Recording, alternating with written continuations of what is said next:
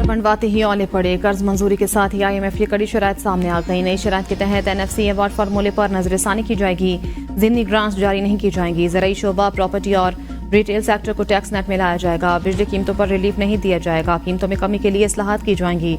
तवानाई शोबा को GDP के 1% से ज्यादा सब्सिडी नहीं दी जाएगी। हुकूमत बिजली की कीमतों में कमी के लिए जामी पैकेज लाएगी। पावर परचेज माहिदों पर नजरसानी की जाएगी। ग़िज़ाई अजनास की इमदादी कीमतों का तायुन नहीं किया जाएगा। वफाकी हुकूमत के ढांचे को कम किया जाएगा। IMF सूबाई हुकूमतों के अखराजात मॉनिटर करेगा।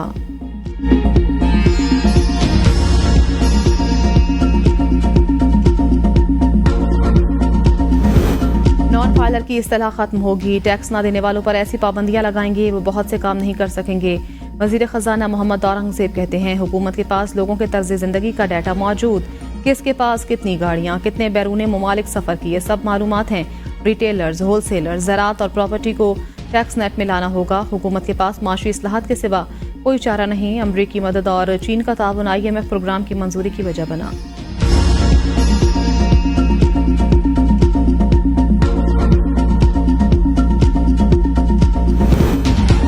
काजी फायजीसा का जस्टिस मंसूर अली शाह के खत का जवाब। कहा, जस्टिस मंसूर अली शाह आपके इसरार पर बता रहा हूँ, ऐसा ना हो कोई नाराज हो जाए। कानूनन आप इस बात पर सवाल नहीं उठा सकते।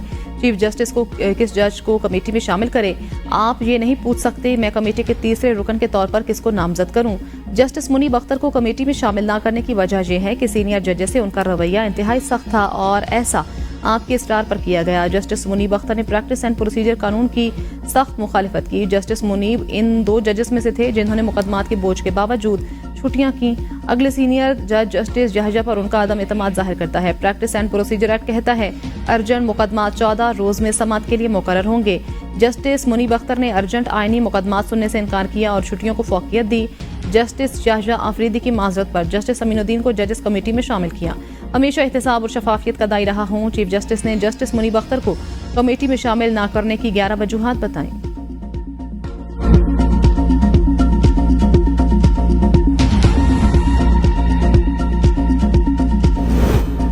चीफ जस्टिस काजी फायजीसा की जस्टिस मंसूर अली शाह को कमेटी में शामिल होने की दावत। खत में चीफ जस्टिस ने लिखा, लगता नहीं आप तमाम जजेस को एक जैसा तस्वर करते हैं। यकीन है आप मामले को ज़ेर गौर लाते हुए आवाम के लिए कमेटी में दोबारा शामिल होंगे। अपनी शमूलियत से सुप्रीम कोर्ट की बिला तातुल कार्रवाई को यकीनी बनाएंगे। आपने मुझ पर जजेस के इंतखाब, गैर जमहूरी और वन मैन शो जैसे इल्ज़ाम लगाए। आपकी बातें हक़ाइक़ को तब्दील नहीं कर सकती। सुप्रीम कोर्ट के लिए जो कुछ किया वो बताने की ज़रूरत नहीं। अवाम में गलत बयानी को ख़त्म करने के लिए आपने ऐसा करने पर मजबूर कर दिया। आपका खत मेरे पास आने से पहले सहाफ़ियों तक पहुँच गया। फुल कोर्ट के फैसले में पार्लिमान के कानून साजी के इख्तियार को तस्लीम किया। चीफ जस्टिस ने के बेंचेस की तश्कील के इख्तियारात को आईनी मुकदमात में गलत इस्तेमाल किया गया। कानून में मुझे कमेटी के जज नामजद करने का इख्तियार दिया गया। माकूल वजूहात की बिना पर अपने इख्तियार इस्तेमाल किया। आपकी जानिब से रजिस्ट्रार सुप्रीम कोर्ट जजेस को खत की कॉपी भिजवाई गई। गलत बयानी के खात्मे के लिए मेरे पास भी नकूल भिजवाने के अलावा कोई ऑप्शन नहीं।